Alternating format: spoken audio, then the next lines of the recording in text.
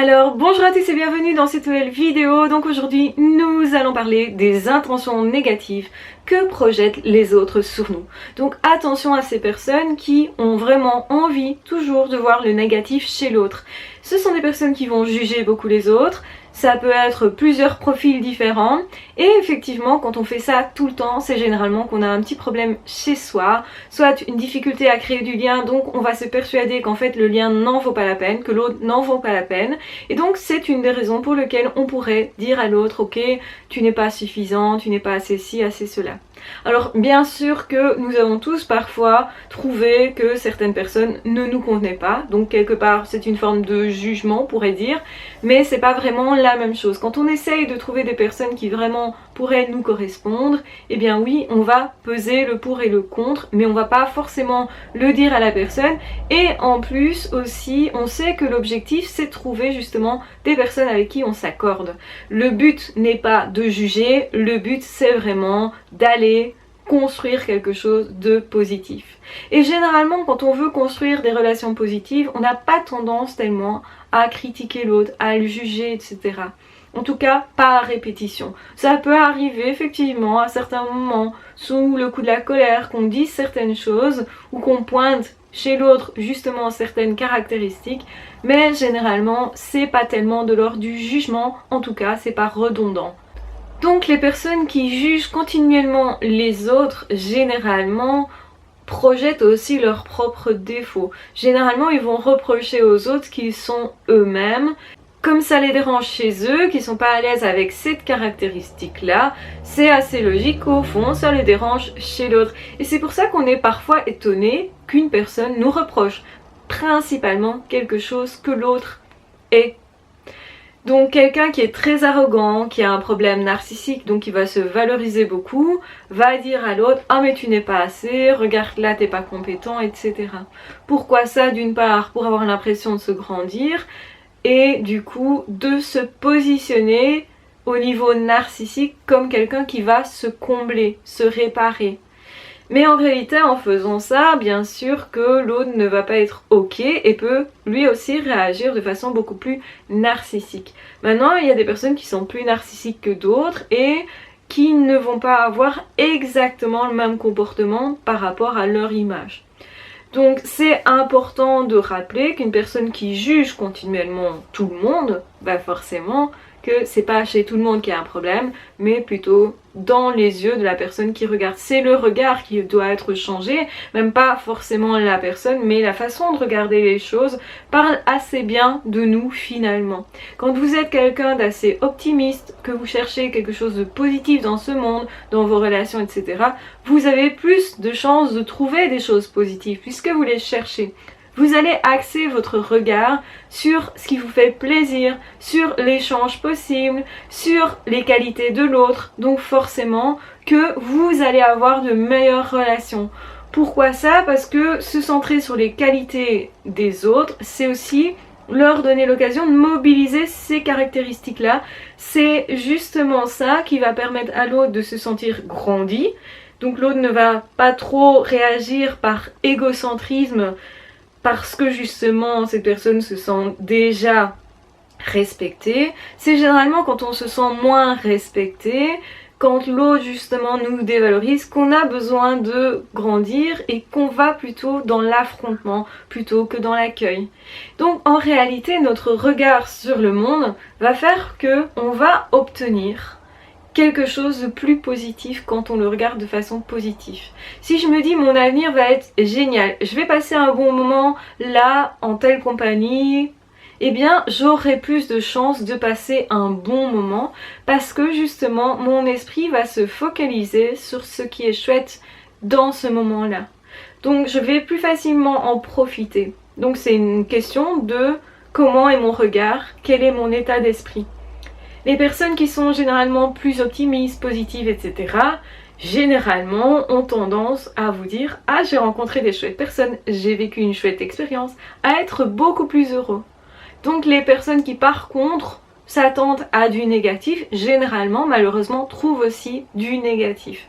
Donc ce sur quoi on se concentre est important et en fait, quand on se concentre sur certaines choses ou certaines autres choses, notre état d'esprit est différent et du coup on vit des choses différentes. Il y a d'une part l'interprétation qu'on va en faire, qui joue beaucoup, et d'autre part aussi l'influence qu'on aura sur telle personne, sur tel événement. Plus on va s'attendre à, si jamais on a des problèmes, parce qu'on s'attend à vivre quelque chose d'intéressant dans telle situation, quand on rencontre des problèmes, on va se dire « Ah, je vais résoudre les problèmes parce que je m'attends à vivre quelque chose d'intéressant. » Donc je serai plus portée, si vous voulez, à trouver des solutions. Et ça explique un petit peu la loi d'attraction, en fait. Quand on est désagréable avec les gens, forcément qu'on va plus facilement se faire rejeter, forcément si on pointe du doigt qu'on est extrêmement dur avec les autres, ben les autres vont avoir plus tendance en réaction à être extrêmement durs avec nous ou au contraire à se mettre à distance pour se protéger. Donc soit on va avoir une relation plutôt conflictuelle où l'un et l'autre on se reproche des trucs, etc. Où on va se batailler pour se grandir l'un et l'autre parce que notre image est blessée.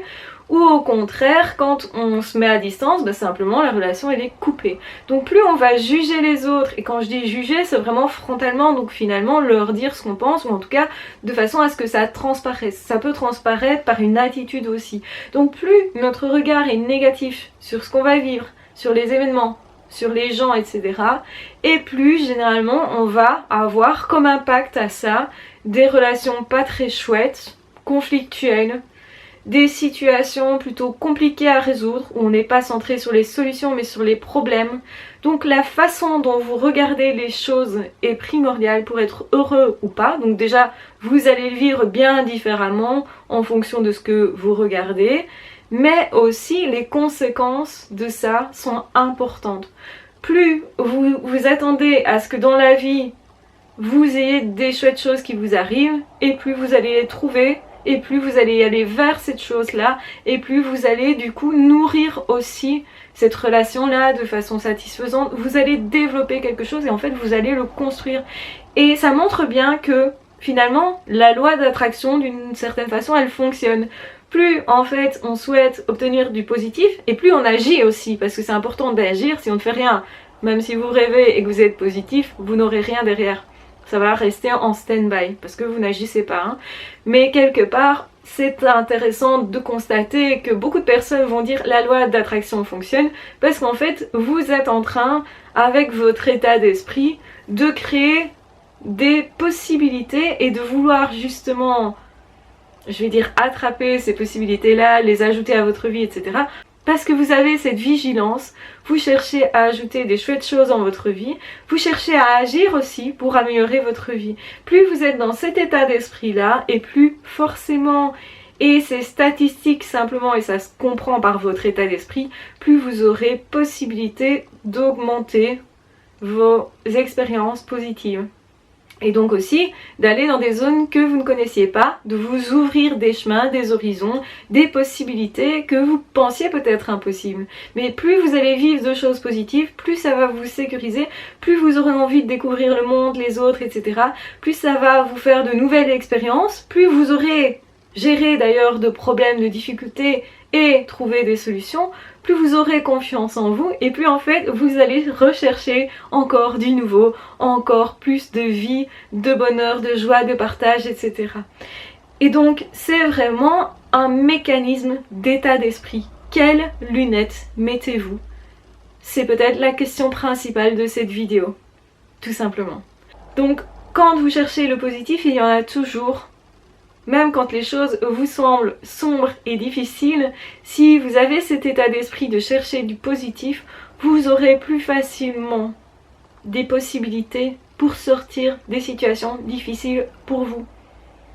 Et c'est hyper important en fait de conserver un état d'esprit positif. Et pour faire ça, il faut un minimum y croire, avoir de l'espoir, s'habituer au positif aussi, à ces pensées-là, à cette façon d'être, de faire.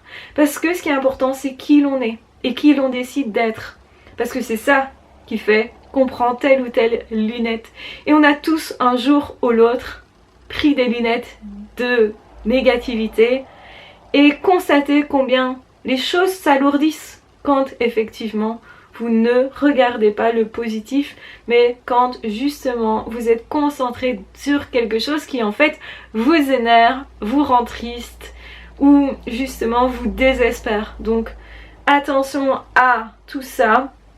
Donc quelles lunettes allez-vous accepter de mettre aujourd'hui, choisir de mettre aujourd'hui, et peut-être que vous allez modifier ça au fur et à mesure par petites touches. Être de plus en plus positif, ça veut dire aussi par rapport à soi. Tiens, je vais chercher ce que j'aime chez moi. Quelles sont mes qualités? Dans cette expérience où j'ai l'impression d'avoir raté un truc, qu'est-ce que j'ai bien fait? Ça change votre vie de vous dire, ok, il y a toujours du positif, je vais être indulgent avec moi-même et regarder, est-ce que j'ai fait des progrès? Peut-être que j'ai foiré quelque chose, mais est-ce que j'ai fait des progrès? Est-ce que finalement, il y a un moment donné où c'était plutôt bien? Il y a eu peut-être une période ou un passage, vous avez fait un entretien d'embauche. Pendant cet entretien, il y a un truc que vous avez dit et là vraiment, ça a été chouette. Qu'est-ce que c'était? Plus vous allez faire des états des lieux après vos expériences en regardant le positif, plus vous saurez ce que vous devez conserver dans votre vie justement et refaire du coup, parce que quand vous l'avez fait et que ça a été une réussite, vous savez que ça, vous en êtes capable. Et donc vous allez forcément vous améliorer parce que vous cherchez le positif. Ok, vous repérez les trucs que vous n'aimez pas ou moins, et est-ce que c'est des trucs juste que vous n'aimez pas vous, mais peut-être que l'autre a apprécié ça? Donc il y a ça à regarder, mais il y a aussi, est-ce que ça je veux le modifier, comment, et justement comment j'ai pu dans plein d'expériences réussir, même des petits bouts, va me rassurer sur mes compétences et sur ma confiance en moi. Si vous souhaitez aller plus loin sur la confiance en vous, j'ai créé une formation Confiance en soi 0, je mettrai en barre d'infos le lien. En attendant, je vous embrasse bien fort, je vous aime très fort, prenez bien soin de vous et de toute façon on se retrouve très vite dans d'autres audios ou dans d'autres vidéos. Ah, ciao, bye bye!